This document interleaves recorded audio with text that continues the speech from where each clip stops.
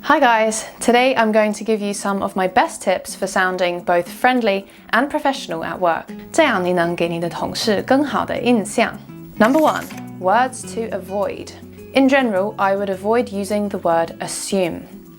I assumed sounds quite negative. It can either make you sound like you're jumping to conclusions without sufficient evidence, or it can make you sound passive-aggressive. Instead of I assumed, you can say my understanding was.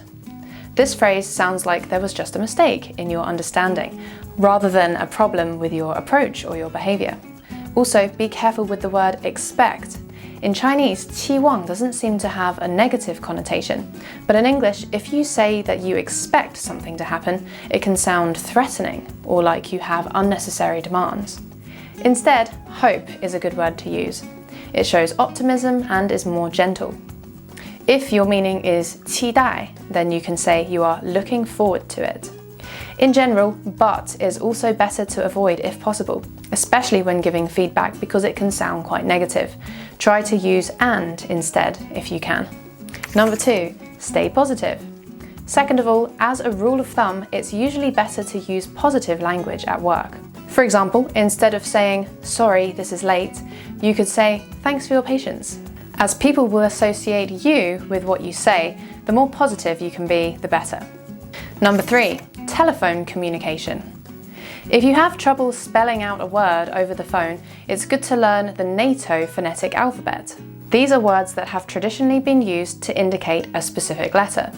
For example, my name is Susie, so when spelling it over the phone, I would say S for Sierra, U for uniform, S for Sierra, I for India, E for echo. And this makes it easy for the other person to write it down. You can find the full list of words for each letter in the PDF below. Here is the full NATO phonetic alphabet.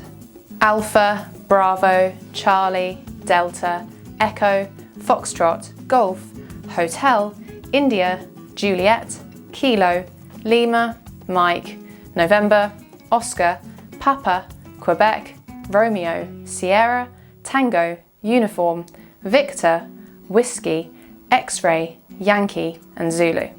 It is okay to say S for sausage or U for umbrella and so on if you can't remember the phonetic alphabet, but if you can remember it, you'll sound much more professional.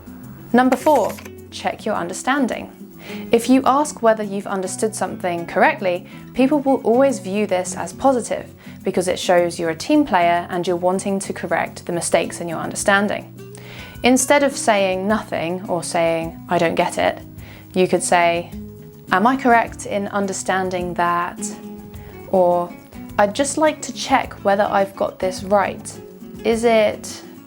Number 5, your tone of voice. Make sure your statements don't sound like questions, as this makes it sound like you lack confidence. For example, imagine someone is in an interview and they said, I really want this job because I'm committed to the field. It sounds like they're unsure of what they're saying, right? Instead, bring your voice down at the end of the sentence, like this. I really want this job because I'm committed to the field. So there you have it, 5 tips for giving a better impression at work. If you found this useful, make sure to sign up to my online course where you'll learn a huge range of phrases you can use in everyday life and improve your understanding of British culture. I'll see you there.